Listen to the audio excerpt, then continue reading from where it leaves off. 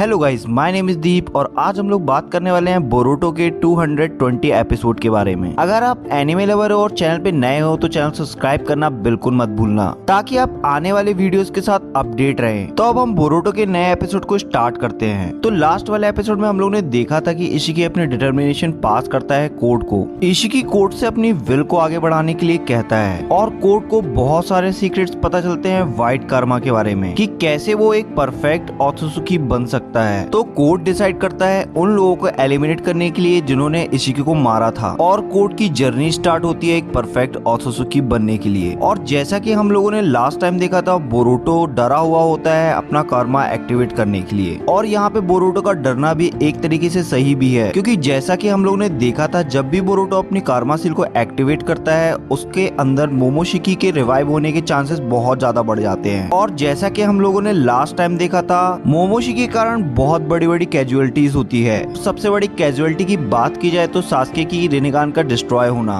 Well, इस बार thanks to Boruto उसने कैसे भी करके अपनी बॉडी पे फिर से कंट्रोल पा लिया, जहाँ पे बहुत बड़ा रोल होता है कावाकी का। और जैसा कि हम लोगों को पता है, अगर बोरुतो के अंदर मोमोशिकी का कंट्रोल होता तो आगे और भी ज्यादा कैजुअलिटीज हो सकती थी। और ये भी हम लोगों को बहुत अच्छे से पता है कि अब सास्के और नारुतो के पास इतनी पावर नहीं बची है कि वो मोमोशिकी को डिफेंड भी कर सके। तो जैसा हम लोगों को पता है, अब नारुतो के अंदर कोरामा नहीं है तो उसको रिकवर होने में बहुत टाइम लगता है। तो जैसे ही 220 एपिसोड स्टार्ट होता है तो हम देखते हैं कि नारुतो रेस्ट कर रहा होता है और उसकी केयर कर रही होती है साकुरा। यहाँ पे हमें पता चलता है कि नारुतो और सास्के में जो भी इवेंट्स हुए हैं उसके बारे में कोना विलेज को कुछ नहीं बताया है, क्योंकि नारुतो और सास्के नहीं चाहते कि वहाँ पे कोई भी पैनिक मूवमेंट क्रिएट हो। और कोना के लोग इस बात से भी अनअवेयर है कि मोमोशिकी बोरुतो की बॉडी में कंट्रोल कर सकता है, जो कि विलेज के लिए अभी सबसे बड़ी थ्रेट होगी। जब लास्ट टाइम बोरुतो और मोमोशिकी के बीच में जब बात हुई थी तो मोमोशिकी ने एक्सप्लेन किया था, जब भी किसी के अंदर कर्मा इम्प्लांट किया जाता है उसकी बॉडी धीरे धीरे एक ओत्सुकी में चेंज होने लगती है और एक टाइम ऐसा आता है कि उसकी बॉडी पूरी ओत्सुकी में चेंज हो जाती है और वापस जाना नामुमकिन होता है। इसलिए हम लोग ने जब लास्ट टाइम देखा था, बोरोशिकी ने कावाकी को नहीं मारा, उल्टा उसको सेव किया।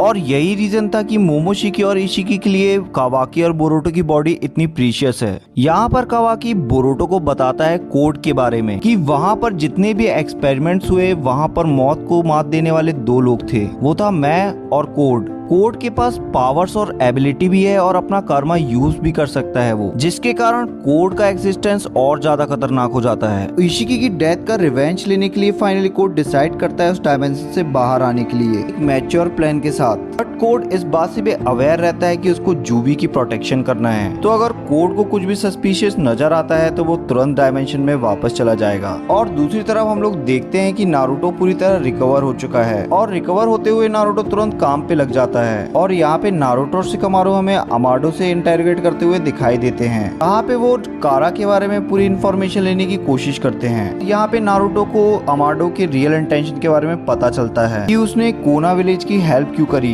इंटेंशन होता है इशिकी को डिफीट करना। यहाँ पे अमाडो नारुतो और शिकामारू को पूरी इन्फॉर्मेशन देता है कारा के बारे में। यहाँ पे हमें पता चलता है कि हंड्रेड्स ऑफ कारा मेंबर्स अभी भी शिनोबी वर्ल्ड्स में एग्जिस्ट करते हैं, जो कि वेट कर रहे हैं इशिकी और कारा मेंबर्स के इनर्स का। वो सारे कारा मेंबर्स एक तरीके के पॉन्स होते हैं जिनका काम होता है ऑर्डर्स लेना और टास्क कंप्लीट करना, जहाँ पे वो रूल्स को फॉलो करते थे जीगन के कहने पर और उनके इनर्स के कहने पर। यहाँ पे अमाडो नारुतो से बोलता है कि आउटर्स की चिंता नहीं करना चाहिए, सबसे पावरफुल इनर्स बचा है वो है कोड। और अगर हम कारा को कम्प्लीटली डिस्ट्रॉय करना चाहते हैं तो हमें कोड को डिफीट करना होगा, क्योंकि अगर कोड डिफीट हो जाता है तो कारा पूरी तरह डिस्ट्रॉय हो जाएगी और यही एक आखिरी रास्ता है। बट जैसा कि हम लोगों को पता है, कोड को डिफीट करना इतना भी आसान नहीं है। अगर कोड के पावर्स के बारे में बात की जाए तो वो ऑल इनर से ज्यादा पावरफुल है। इवन वो सरपास कर सकता है इशिकी की पावर्स को भी। अमाडो बोलता है कि कोड एक स्पेशल पर्सन है जो कि स्पेशल टैलेंट के साथ पैदा हुआ है और वो स्पेशल टैलेंट का नाम है किलिंग। अमाडो कोड में किए गए सारे मॉडिफिकेशंस के बारे में बताता है जो कि कोड को एक किलिंग मशीन बनाती है। यहाँ पे अमाडो जूबी के बारे में भी बताता है जो कि अलग डायमेंशन में एग्जिस्ट करता है। जैसा कि हम सभी लोगों को पता है, लास्ट टाइम सास्के उस डायमेंशन में जाने में सक्सेस रहा था। यहाँ पे उसको 10 टेल जूबी और इशिकी के बारे में भी पता चला था।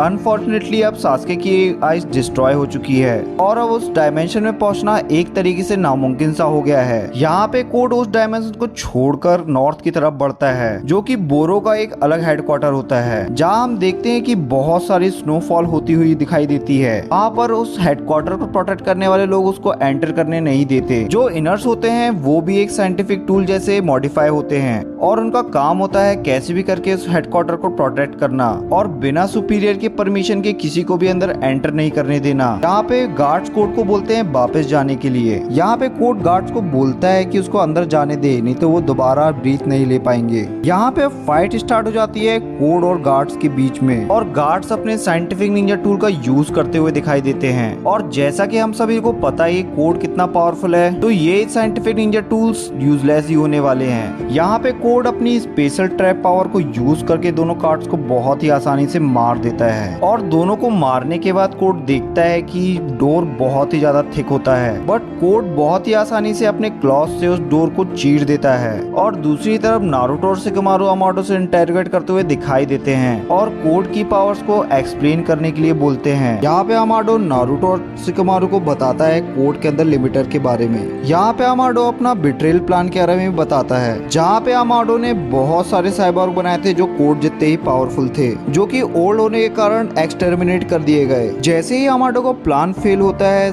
इशिकी से पावरफुल साइबॉर्ग बनाने का, अमाडो एक स्पेशल साइबॉर्ग क्रिएट करता है जो कि हमारे लेजेंडरी सानिन जिराया की सेल से बनाया जाता है, जिसका काम होता है अमाडो के विशेष को फॉलो करना और ऑर्डर्स को भी। यहाँ पे नारुतो शॉक होने के साथ सरप्राइज भी होता है और अमाडो से बोलता है कि अब जिराया का क्लोन कैसा है। यहाँ पे नारुतो को अमाडो बताता है कि वो सेम पर्सन नहीं है, क्लोन की बॉडी में सिर्फ पावर्स एग्जिस्ट करती है, मेमोरीज नहीं। ये बहुत ही मुश्किल होगा कि वो नारुतो को जानता भी हो, बट यहाँ पे नारुतो होप करता है कि कासिन कोजी जिंदा हो और जितना जल्दी हो सके वो उससे मिल सके। जहाँ पे नारुतो ने अमाडो की कॉलर पकड़ी हुई थी अब उसे छोड़ देता है और अमाडो से माफी मांगता है उसके अनस्टेबल इमोशंस के लिए। यहाँ पे नारुतो शिकमारू से बोलता है कि अब कागे मीटिंग को ऑर्गेनाइज करने की तैयारी की जाए और दूसरी तरफ कावाकी और बोरुतो कारमा के बारे में बात करते हुए दिखाई देते हैं, जहाँ पे उन लोग कारमा को ट्रांसप्लांट करने का प्लानिंग करते हैं कोड की बॉडी में। यहाँ पे कावाकी बोरुतो को बताता है कि कल्टीवेट करना कारमा को कितना टफ काम होता है, तभी इशिकी अपना कारमा इम्प्लांट करने के लिए इतना ज्यादा बार फेल हुआ था। जहाँ पर जो एक्सपेरिमेंटल का पार्ट होते हैं जितने भी चिल्ड्रन सबकी मौत हो जाती है। यहाँ पे कावाकी बोरुतो से बोलता है कि उसके पास सिर्फ दो चॉइस है। पहला ऑप्शन यह है कि वो अपने कारमा को किसी और की बॉडी में इम्प्लांट कर दे और दूसरा ऑप्शन कुछ नहीं, वो है डेथ। अब जैसा कि हमें पता है कि अब कुना विलेज इतना पावरफुल नहीं रहा क्योंकि अब नारुतो की पावर्स जा चुकी है और सास्के की रेनेगान डिस्ट्रॉय हो चुकी है।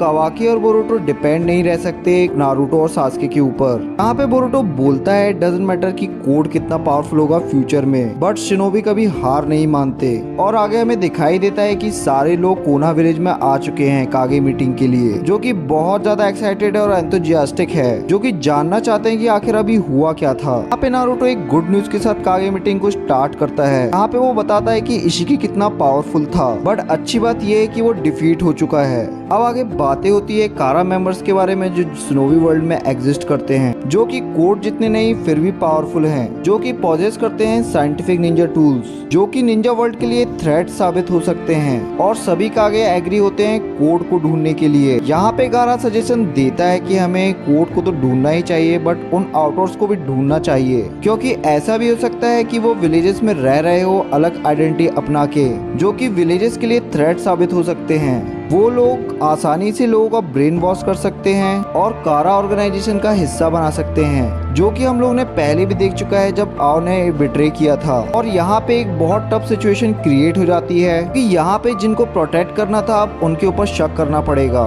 यहाँ पे एक आगे मीटिंग में पूछा जाता है कि आफ्टर डिफीटिंग इसकी आगे क्या हुआ। यहाँ पे नारुतो एक डीप ब्रेथ लेता है और धीरे धीरे करके सब चीजें बताने लगता है। सबसे पहले वो कारमा को एक्सप्लेन करता है जो कि कावाकी के अंदर थी। बहुत बड़ी फाइट के बाद जैसे ही हमें लगा था कि सब कुछ सही हो गया है, जहाँ पे इशिकी डस्ट में मिल चुका है और कावाकी कारमा सील से फ्री हो चुका है, जैसे ही हम लोगों ने रिलैक्सेशन की ब्रीथ ली तभी हम लोगों ने देखा कि बोरुतो की बॉडी में मोमोशिकी का कंट्रोल हो चुका है। नारुतो बताता है कि जब बोरुतो की बॉडी में कंट्रोल हो जाता है मोमोशिकी का, तो आगे जो भी होता है वो बोरुतो के नहीं मोमोशिकी के एक्शंस होते हैं। जहाँ पर मोमोशिकी का सबसे पहले कंट्रोल होने के बाद उसने सास्के की रेनेगान को डिस्ट्रॉय कर दिया। इसका सबसे बड़ा रीजन ये था कि सास्के उसके लिए सबसे बड़ी थ्रेट थी, क्योंकि सास्के ही एक अकेला ऐसा बंदा था जो ट्रांसपोर्टेशन जानता था, जो कि पोर्टल खोल सकता था एक डायमेंशन से दूसरे डायमेंशन में। और जैसा कि लास्ट टाइम हम लोगों ने देखा था, सास्के वहां पर पहुंच भी गया था जहाँ पे जू भी एग्जिस्ट करता है। तो बाकी का आगे इसको समझ में आता है कि यही रीजन है कि अभी सास्के यहाँ पर नहीं है, क्योंकि लास्ट फाइट होने के बाद सास्के अपनी इंजरी से रिकवर हो रहा है। यहाँ पे कागे बोलते हैं कि अगर बोरुतो की बॉडी में मोमोशिका का कंट्रोल हो जाता है तो वो सबसे बड़ी थ्रेट होगी, सिर्फ कोना विलेज के लिए नहीं, शिनोबी वर्ल्ड के लिए भी। यहाँ पे नारुतो बताता है कि उसको ऑलरेडी पता है कि अब वो शिनोबी वर्ल्ड के लिए एक बड़ी थ्रेट बन चुका है। बट ये सब वर्ड सुनने के बाद सारे कागे सॉरी फील करते हैं, बट सभी लोग बोरुतो को लेकर कंसर्न भी होते हैं। क्या हुआ कि अगर नारुतो सो रहा होगा और बोरोशिकी उसके ऊपर अटैक कर दे। यहाँ पे गारा नारुतो से एक क्वेश्चन पूछता है कि क्या होगा कि अगर बोरुतो की बॉडी पर जब मोमोशिका का कंट्रोल हो जाएगा तो तुम क्या करोगे नारुतो। यहाँ पे नारुतो बोलता है कि मुझे बहुत अच्छे से पता है कि मुझे क्या करना है, बट ये बोलने की अभी मेरे पास हिम्मत नहीं है। जाहिर सी बात है, हमें यहाँ पे समझ में आता है कि नारुतो बोरुतो को मारने के लिए कह रहा है। यहाँ पे शिकामारु नारुतो को टैप करते हुए सपोर्ट करता हुआ दिखाई देता है, जो कि नारुतो को इस टाइम बहुत ज्यादा जरूरत होती है। यहाँ पे नारुतो बोलता है कि इसका पहली प्रायोरिटी है विलेज को प्रोटेक्ट करना। और जहाँ पे नारुतो का हमने जेंटल साइड देखा है, वहाँ पर नारुतो अपनी टफ आवाज में बोलता है विलेज को प्रोटेक्ट करने के लिए मैं कुछ भी करूंगा। यहाँ पे पूरे कागे देखकर नारुतो से बहुत ज्यादा इम्प्रेस्ड होते हैं और बोलते हैं कि लीडर्स यही करते हैं। यहाँ पे नारुतो सभी चीजों को कवर करते हुए बताता है कि जितने भी विलेजर्स हैं बहुत ज्यादा स्ट्रेस से गुजर रहे हैं, पहले कारा मेंबर्स फिर इशिकी। तो इन सब चीजों को नॉर्मल करने के लिए नारुतो कागे मेंबर्स को सजेस्ट करता है चूनिन एग्जाम हेल्ड कराने के लिए, और आखिरी में कागे मेंबर्स इसके लिए हाँ भी बोल देते हैं थोड़े ही समय के लिए, पर लोगों के दिमाग से टेंशन तो दूर होगा। तो इस कागे मीटिंग से हमें समझ में आता है कि आगे चल के हमको बहुत ही जल्दी चूनिन एग्जाम मिलने वाले हैं, जो कि देखने में बहुत ही ज्यादा एक्साइटेड होने वाला है। जैसा कि हम लोग ने लास्ट वाली चूनिन एग्जाम में देखा था कि मोमोशिकी की एंट्री हुई थी वहाँ पर, और एक तरीके से हम लोग ने देखा था कि चूनिन एग्जाम रूम सा हो गया था। और ये बात नई नहीं है, जब भी चूनिन एग्जाम होते हैं किसी न किसी की एंट्री होती है। जहाँ पे हमें नारुतो की शुरुआत में देखा था कि फर्स्ट चूनिन एग्जाम में ओरोचिमारू की एंट्री होती है, और जब बोरुतो में बताया गया तो मोमोशिकी की एंट्री हो जाती है। क्या पता इस ट्रेडिशन को फॉलो करते हुए आगे किसी और की एंट्री हो जाए, बट ये बात है कि किसी की भी एंट्री होती है वो इस एपिसोड को और भी ज्यादा एक्साइटेड बना देता है। वेल देखो आगे क्या होता है, जो भी होने वाला है बहुत ही ज्यादा मजेदार होने वाला है। तो आई होप सो गाइस आपको वीडियो पसंद आया होगा, और अगर पसंद आया तो चैनल को सब्सक्राइब करना बिल्कुल भी मत भूलना। तो गाइस यहाँ पे मैं आपसे बहुत इंपॉर्टेंट चीज बोलने वाला हूँ, प्लीज मेरी हेल्प करिएगा 1000 सब्सक्राइबर कंप्लीट करने के लिए। आई नो सारे शिनोबीज मिलके ये बहुत ही आराम से कर सकते हैं, और इसके बदले में आपको ऐसी ही मजेदार वीडियोस मिलती रहेगी। वेल कमेंट में मुझे बताइएगा कि आपको ये वीडियो कैसी लगी, और अगर एनिमेस के बारे में डेली कंटेंट चाहते हो तो मेरे इंस्टाग्राम पे जाके आप फॉलो कर सकते हैं, जहाँ पे मैं डेली बेस्ड में एनिमे के बारे में पोस्ट डालता ही रहता हूँ। अब मिलते हैं नेक्स्ट वीडियो में, तब तक के लिए बाय।